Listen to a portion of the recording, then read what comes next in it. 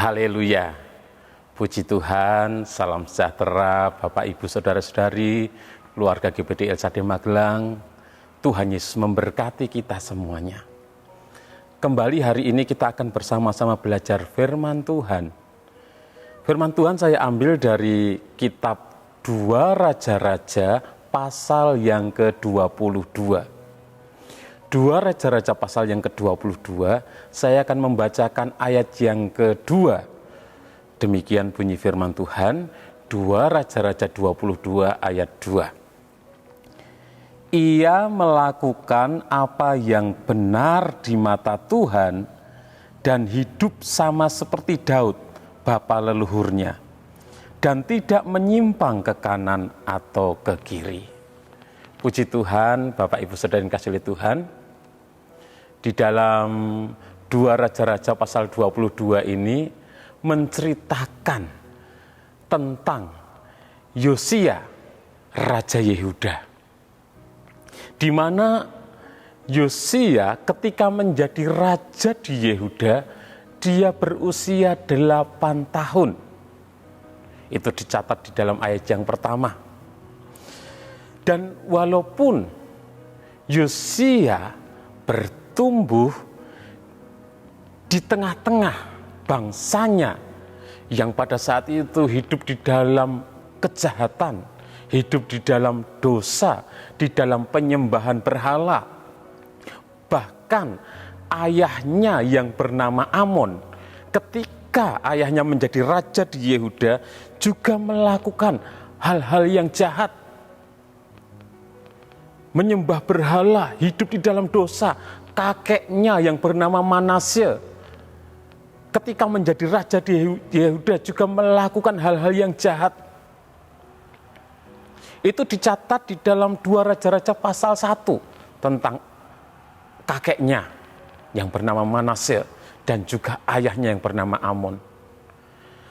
Walaupun Yosia bertumbuh di tengah-tengah lingkungan orang-orang yang melakukan kejahatan, namun kita membaca di dalam 2 Raja-Raja pasal yang ke-22 ini, Yosia tidak ikut-ikut melakukan dosa.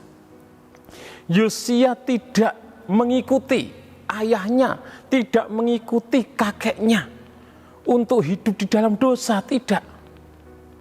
Tetapi kita sudah membaca bahkan catatan mengenai kehidupan Yosia dan kepemimpinannya, pemerintahannya, itu sungguh sangat indah. Ayat yang kedua kita sudah membaca bahwa Yosia melakukan apa yang benar di mata Tuhan. Yosia hidup sama seperti Daud, bapak leluhurnya. Yosia tidak menyimpang ke kanan dan ke kiri.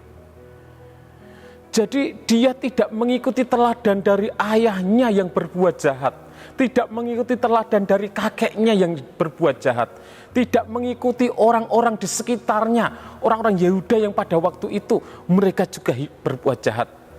Tetapi ketika Yosia menjadi raja, dia melakukan apa yang benar di mata Tuhan. Dia hidup benar.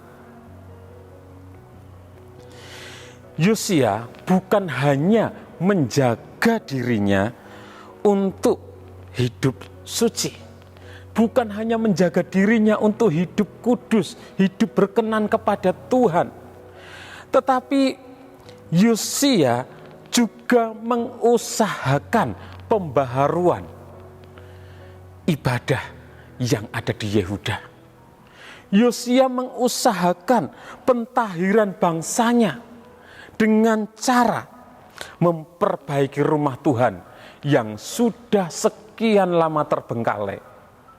Rumah Tuhan yang sudah sekian lama tidak terurus karena raja sebelumnya, rakyatnya, mereka tidak menyembah kepada Allah.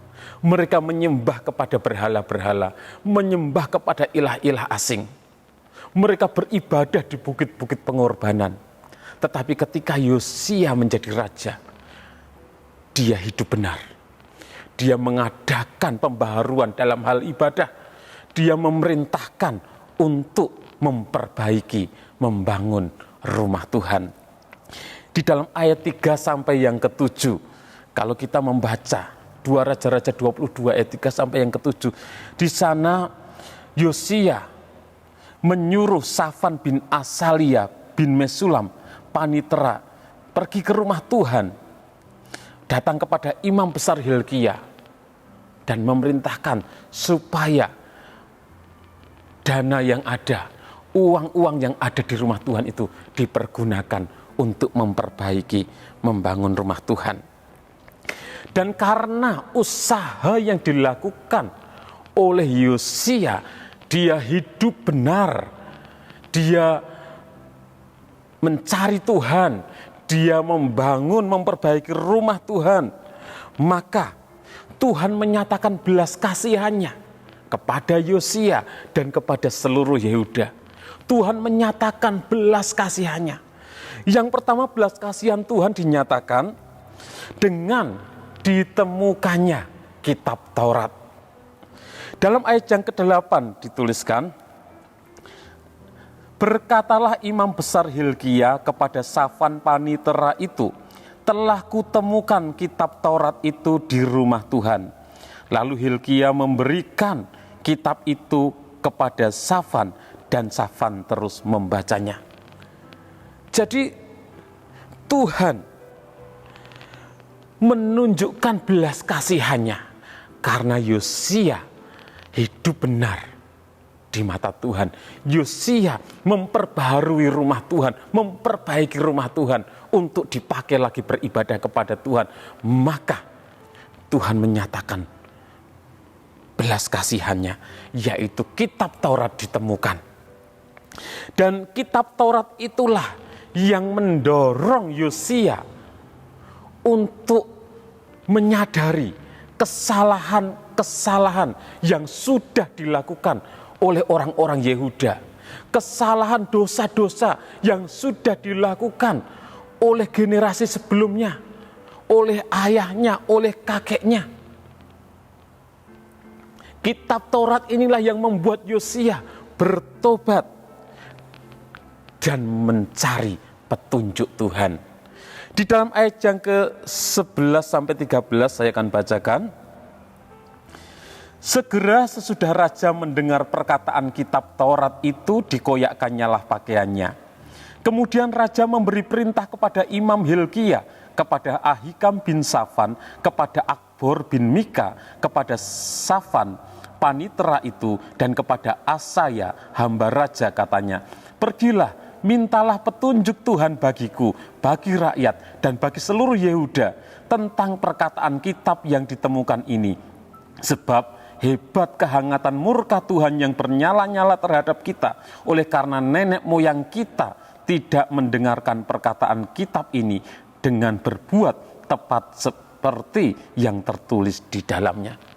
Jadi kitab Taurat yang ditemukan itu ketika dibacakan membuat Yosia meminta petunjuk Tuhan, menyadari kesalahan dosa-dosa yang sudah dilakukan oleh orang-orang Yehuda. Dan Tuhan menyatakan belas kasihannya ketika Yosia meminta petunjuk Tuhan. Maka Allah memberikan petunjuknya melalui nabiah yang bernama Hulda. Di dalam ayat 15 sampai yang ke-20, kalau Bapak Ibu membaca, ketika Yosia menyuruh orang-orang mencari petunjuk Tuhan, maka Tuhan memberikan petunjuknya. Dan isi dari petunjuk Tuhan adalah Allah menunda penghukuman atas Yehuda pada masa pemerintahan Raja Yosia. Jadi Tuhan akan menyatakan penghukumannya kepada Yehuda. Tetapi karena Yosia hidup benar, Yosia mencari petunjuk Tuhan, maka Tuhan menunda penghukumannya. Di masa pemerintahan Yosia, Tuhan tidak akan menyatakan penghukuman kepada Yehuda. Sehingga Allah menjanjikan bahwa Yosia akan dikuburkan dalam keadaan damai. Dan matanya tidak akan melihat segala malapetaka yang akan menimpa Yehuda. Belas kasihan Tuhan dinyatakan selama hidup Yosia. Tuhan tidak akan menyatakan penghukumannya. Karena dia mencari Tuhan, dia hidup benar. Selama hidupnya Yosia tidak akan melihat malapetaka menimpa Yehuda, tetapi damai sejahtera. Karena apa? Karena hidup benar di mata Tuhan. Bapak, Ibu, Saudara, karena Yosia hidup benar di mata Tuhan, membawa rakyat Yehuda untuk kembali beribadah kepada Tuhan dengan membangun kembali rumah Tuhan yang sudah terbengkalai. Maka Tuhan menyatakan kasih-Nya, belas kasihannya, sehingga mereka menikmati damai sejahtera di bawah kepemimpinan Yosia. Yosia, rakyat Yehuda menikmati damai sejahtera di bawah kepemimpinan Yosia karena mereka hidup benar. Tuhan menunda penghukumannya karena Yosia hidup benar. Bapak, Ibu, Saudara yang kasih oleh Tuhan, tentu kita semuanya, saya, Bapak, Ibu, Saudara, semua kita merindukan untuk menikmati kehidupan damai sejahtera. Kita merindukan untuk menikmati damai sejahtera dalam hidup kita. Untuk kita menikmati damai sejahtera yang dari Tuhan, kita harus hidup benar. Hidup benar di mata Tuhan, beribadah kepada Tuhan, mencari petunjuk Tuhan, yaitu melalui firman-Nya. Maka kita akan menikmati damai sejahtera dari Tuhan. Di dalam Yesaya 32 ayat 17 dikatakan, di mana ada kebenaran, di situ akan tumbuh damai sejahtera, dan akibat kebenaran ialah ketenangan dan ketenteraman untuk selama-lamanya. Puji Tuhan, nikmatilah damai sejahtera dari Tuhan dengan kita hidup benar di mata Tuhan. Tuhan Yesus memberkati. Terima kasih kepada Bapak, Ibu, Saudara yang sudah mengikuti Renungan 79. Kiranya ini menjadi berkat bagi kita semuanya. Bagi Bapak, Ibu, Saudara yang ingin didoakan dengan pokok doa tertentu, pokok doa khusus, ataupun bagi Bapak Ibu yang ingin menceritakan kesaksian, baik kesaksian mujizat kesembuhan yang dialami, kesaksian pertolongan Tuhan, pemulihan Tuhan dalam keluarga, pekerjaan, dan lain sebagainya, Bapak, Ibu, Saudara bisa menyalurkan melalui chat WhatsApp di nomor 0813 2742 0088. Puji Tuhan, mari kita berdoa. Terima kasih Tuhan Yesus, buat kasih dan kemurahan-Mu bagi kami boleh ada sampai saat ini. Biarlah Engkau selalu menuntun kami melalui firman-Mu dan juga dengan Roh Kudus-Mu, membawa kami kepada segala kebenaran, sehingga kami menjadi umat-umat-Mu yang hidup benar. Ketika kami hidup benar, kami akan menikmati damai sejahtera yang dari Engkau dalam kehidupan kami. Terima kasih Tuhan, kami berdoa bagi saudara yang sedang menunggu keputusan final dari HRD untuk diterima dalam pekerjaan di Jakarta, supaya Tuhan membuka jalan bagi pekerjaan yang dirindukannya. Tuhan menyatakan pertolongan-Mu Tuhan. Kami percaya bahwa Engkau Allah yang selalu baik bagi kami. Kami juga berdoa bagi keluarga yang sedang dalam pergumulan, baik yang sedang mengalami pergumulan dengan perekonomian mereka, dengan usaha mereka, dengan pekerjaan mereka. Di dalam nama Tuhan Yesus Kristus, Engkaulah sumber berkat, Engkau yang memberkati setiap usaha, pekerjaan, mata pencaharian dari umat-umat-Mu. Kami juga berdoa buat umat-umat-Mu yang dalam pergumulan dengan kesehatan mereka. Engkau Allah Yehova Rafa, Allah yang menyembuhkan kami umat-umat-Mu. Biar Engkau nyatakan kuasa-Mu. Oleh bilur-bilur-Mu kami disembuhkan. Kami juga berdoa buat umat-umat-Mu yang dalam pergumulan di dalam pendidikan mereka, supaya Tuhan juga menolong. Engkaulah sumber hikmat, Engkaulah sumber kepandaian. Biar Engkau memberikan hikmat yang dari Engkau, kepandaian, akal budi, sehingga umat-umat-Mu dapat mengikuti setiap belajar mengajar dengan baik Tuhan. Kami juga berdoa buat umat-umat-Mu yang dalam pergumulan dengan karir dan pekerjaan mereka, supaya Tuhan memberkati mereka. Engkaulah sumber berkat, sumber pertolongan kami.